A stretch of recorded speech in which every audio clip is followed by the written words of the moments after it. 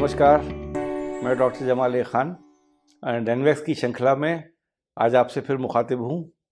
और हमेशा मेरा मानना है कि मैं आपको कुछ नया नॉलेज देता रहूँ, जो नॉलेज आप इजीली समझ सकें और साइंस की दुनिया में, मेडिकल की फील्ड में, ख़ास तौर से कैंसर की फील्ड में जहाँ मैं काम करता हूँ, उस कैंसर के बारे में आपको बताता रहूँ और ये समझाता रहूँ कि ये बीमारी जो है एक साधारण बीमारी है, इसका इलाज भी संभव है अगर साइंटिफिक तरीके से किया जाए। और साइंटिफिक तरीके हमेशा यही रहे हैं कि जो एग्जिस्टिंग इलाज थे सर्जरी, कीमो और रेडिएशन के, वो नाकाम थे, अब उनमें कामयाबी हमेशा नहीं मिलती थी।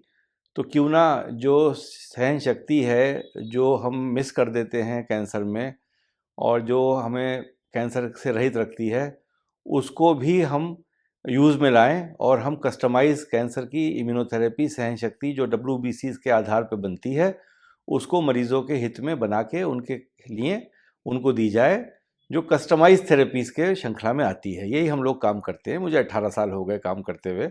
मैंने और मेरी धर्मपत्नी डॉक्टर शर्मीन ने ये काम शुरू किया था और आज इस मुकाम पे हम हैं कि हमारा शायद एक्सपीरियंस जितना होगा वो दुनिया में अपने हिसाब से मायने रखता होगा, क्योंकि हमने और कोई दूसरा क्लिनिकल प्रैक्टिस तो किया नहीं। 18 साल से सिर्फ यही काम करते हैं कैंसर में और काफ़ी कैंसर्स में लोगों को बेनिफिट होता है। हमेशा हम ये मानते थे, एक मुहावरा है कुएं के मेंढक। कुएं के मेंढक इसलिए बोल रहा हूँ कि हम सोचते थे कि यार हम काम कर रहे हैं, हम ही करते रहेंगे, पता नहीं कंपटीशन होगा भी कभी कि नहीं होगा। एक किताब छपी सन 22 में इसी साल, तो वो किताब है, टोनी रॉबिन्स हैं, एक मशहूर ऑथर हैं किताब के, उनकी ये किताब छपी है 22 में। इसमें उन्होंने 20 सलाहकारों से सलाह ली। और सलाहकार कौन है? सारे डॉक्टर्स हैं और बहुत से वो डॉक्टर्स हैं जो कस्टमाइज थेरेपीज़ में अमेरिका में काम कर रहे हैं और 20 तरीक़े की डिफरेंट कंपनीज़ के मालिक भी हैं। और उनसे सलाह लेके उन्होंने बताया कि मेरी आंखें खुल गईं। तो मैंने सोचा यार हम लोग जो हैं वो हम सोच रहे थे कि हम ही बादशाह बन जाएंगे, और बादशाह तो कोई नहीं है, लेकिन ये जो बड़ा मुल्क है ये तो बड़े पैमाने पे इस फील्ड में घुसने वाला है। और फिर दिमाग में परेशानी शुरू हुई कि बहुत पैसों में ये इलाज बिकेगा, यहाँ आएंगे सब बाहर से और हम जो हैं वो नाकाफ़ी होंगे इसके लिए। चूँकि अजीब हिसाब है, दो तरह के लोग होते हैं दुनिया में। पैसे वाले जो होते हैं वो सोचते हैं पैसे से अच्छा इलाज होता है, और जो गरीब लोग हैं वो सोचते हैं हम यहाँ तक पहुँच नहीं पाते। तो दोनों ही के लिए परेशानी है, ना हम इधर के रहे ना उधर के रहे, क्योंकि हम 5 लाख में इलाज करते हैं। अच्छा, इसी बीच में मैंने एक आर्टिकल पढ़ा जो किताब से मुताल्लिक़ तो खैर है ही, और वो आर्टिकल ये है कि एक दवाई अभी लॉन्च हुई है दुनिया में, 1-2 साल से हिंदुस्तान में भी मिलने लगी, जो एक मैलिग्नेंट मेलानोमा डिजीज़ होती है। हमारे यहाँ भारत में कम होती है लेकिन होती है। उसमें क्या होता है कि सफ़ेद लोगों में ज़्यादा होती है, गोरों में।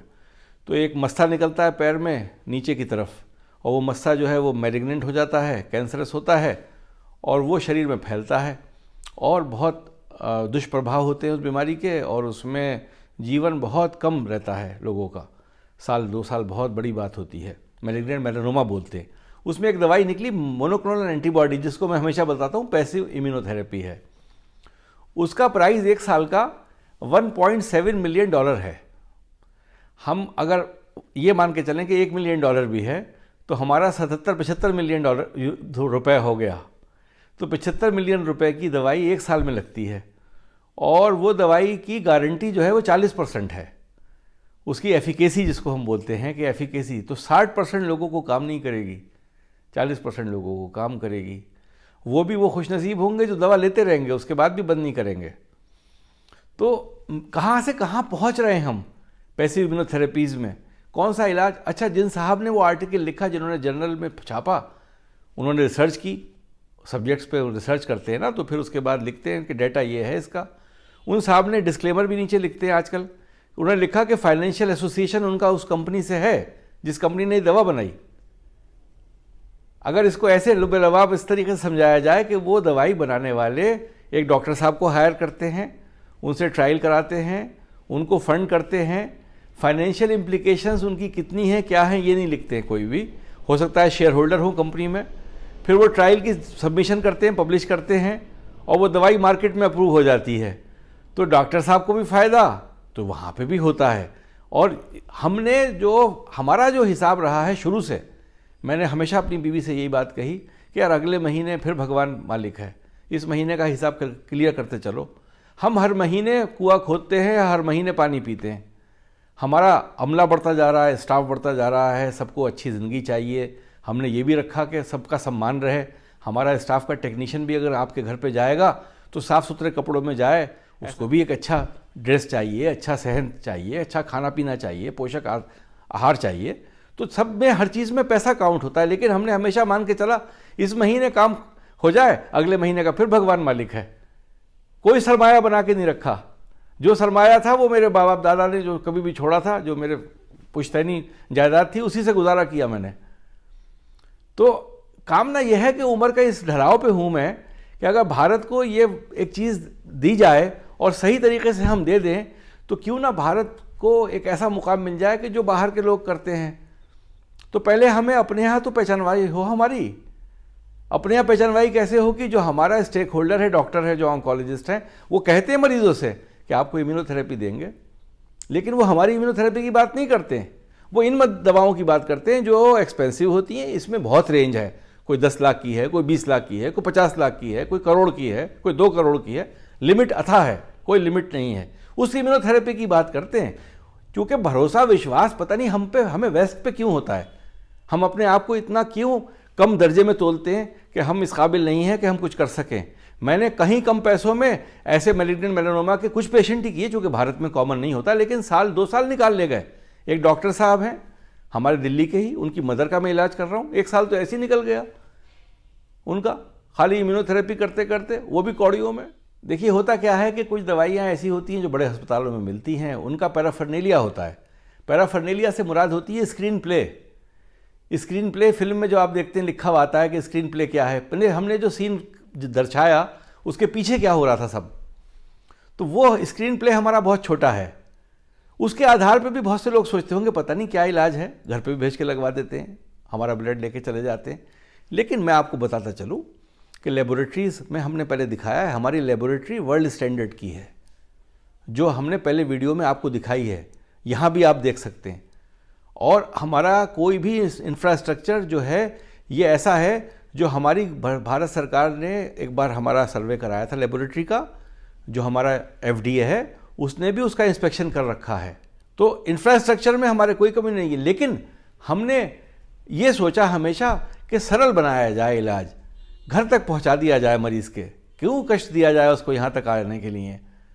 और क्योंकि साइड इफ़ेक्ट्स होते नहीं हैं, ICU में एडमिट नहीं करना पड़ता, मरीज़ को घर पर जाके दवाई लगा दो, उसी से वही राहत मिलती रहती। कितने मेरे पेशेंट्स हैं, तकरीबन मेरे पेशेंट्स में 60% पेशेंट हैं जो अपने घरों पे दूर दूर मुल्क शहरों में इलाज कराते हैं भारत में।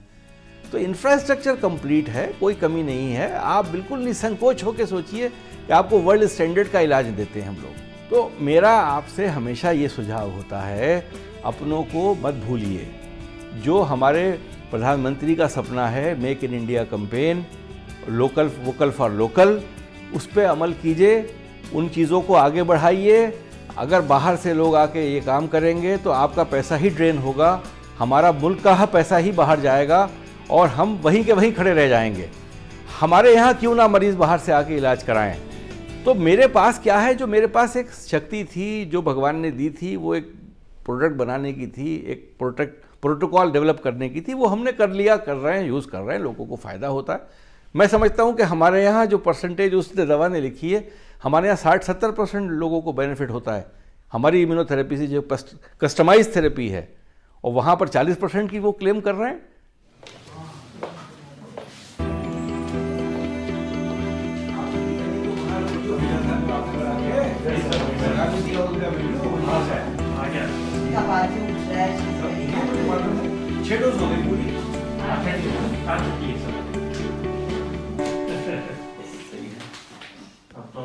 इसी के साथ साथ इस श्रृंखला में मैं वो भी जोड़ना चाहता हूँ इन पेशेंट को, जो आपने देखा था मेरे लास्ट वीडियो में। मैडम आई थी मिलने, देखिए चल फिर रही हैं, बैठी बात कर रही हैं, बहुत अच्छी हैं, मतलब सेहत भी अच्छी हो गई। कहाँ कुछ भी क्या खर्च हुआ, कुछ भी तो नहीं हुआ, और कोई इसमें परेशानी नहीं है, कोई एडवर्स इफेक्ट नहीं होते। हर दवाई का एडवर्स इफेक्ट होता है, हमारे सेल थेरेपी में एडवर्स इफेक्ट निल हैं, क्योंकि हमने किया ही क्या है, आपके अपने सेल्स को लेके लेबोरेटरी में इस काबिल किया कि वो कैंसर से लड़ने लगे। ये काम किया है, वो वापस दे दिए। सटीक बैठ गए तो बल्ले बल्ले हो जाता है।